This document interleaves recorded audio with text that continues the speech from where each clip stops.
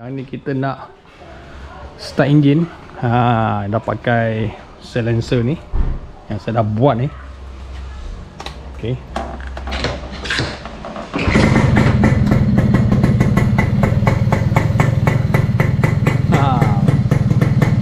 Bunyi lembut je guys. Ni baru lepas basuh tayar ni. Okey. Ni kalau saya tekan ni bunyi bising ni guys.